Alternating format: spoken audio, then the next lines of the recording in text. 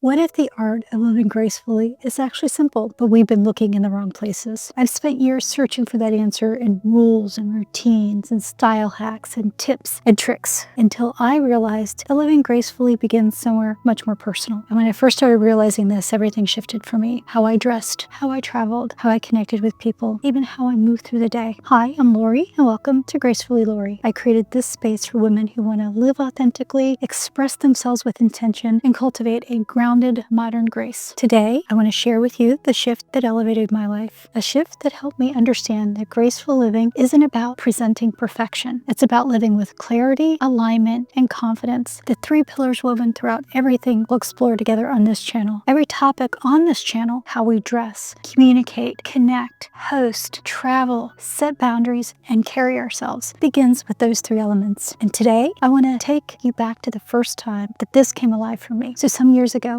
I was sitting alone in my living room with the soft light from the Christmas tree reflecting off my windows. My life looked full. I had a career I poured myself into, a home I liked, people I cared about. But in that moment, something hit me. I realized I wasn't fully connected to my own life, the one I had built. Nothing was wrong, but my life didn't fully feel like me. I was living a life that made sense, one that reflected who I really was. That honesty became the beginning of a new chapter. Not a crazy reinvention, not a dramatic overhaul, just clarity, direction, and a deeper connection to myself. The first thing I want to talk about today is clarity. That's seeing yourself honestly and without judgment. Clarity isn't about dissecting your life. It's simply noticing what feels like you, aligns with who you are, and what doesn't. When I finally realized my own disconnection, I reflected gently on 9 areas of my life: my physical well-being, my relationships, my home and environment, my personal growth, my finances, my purpose and work, my community and contribution, my joy and fulfillment, and my lifestyle and daily rhythm. In each area, I asked myself 3 simple questions. What's working well for me? Where do I feel tension, disconnection, or need for additional attention? And if I could make a change or changes, what would they be? Some categories needed small shifts. Others revealed some changes, some immediate,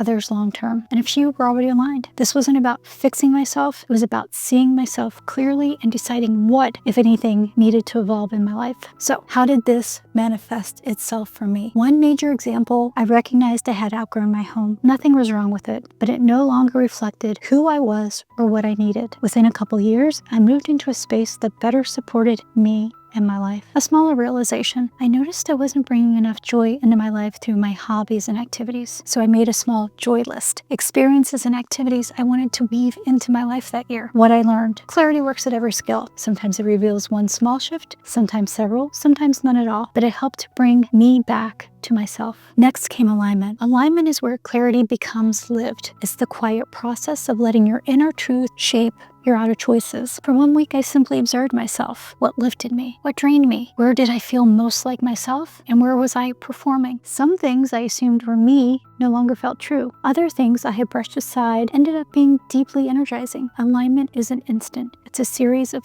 honest choices that bring your life into harmony. All of that work resulted in greater confidence. Confidence isn't certainty, it's self-trust. When clarity and alignment come together, confidence becomes the natural outcome, not something you perform, but it's something you carry. One practice that helped me was what I now call my daily grace step. Each morning, I choose one area of my life: presence, communication, my space, relationships, self-care, or creativity, and make one choice aligned with the woman I was. Sometimes it was simple, sometimes meaningful, but each step strengthened my self-trust. So how did this show up in my life? I remember I was in a meeting where someone dismissed my idea before I even finished speaking. The old me might have shrunk or pushed back way too hard, but this time I felt more grounded. I simply said something like, "Help me understand your perspective so we can find a solution that works for everyone." The tone in the room shifted instantly, not because the words were perfect, but because my presence was aligned. That's the crux of graceful living. Clarity to alignment to confidence, quietly working beneath the surface. Graceful living isn't about becoming someone new. It's about becoming more fully yourself, expressed with intention and carried with quiet confidence. On this channel, we'll explore how to bring that into your wardrobe, your communication, your relationship, your presence, your travel, your home, boundaries, and everyday choices. Grace isn't a destination. It's how you move through your life. And you can begin today simply by reconnecting with yourself. So, which part of today's conversation spoke to you the most? Share your thoughts in the comments. I pay attention to what you're asking for and what resonates. And if you'd like support getting started, the Authentic Self Inventory is available for download for free in the description. The same process that helped me reconnect with myself years ago. I also created a free workbook that walks you through much of what I shared with you today. In the end, you already have everything you need to live gracefully. We're simply bringing it forward together. And if you're building a life filled with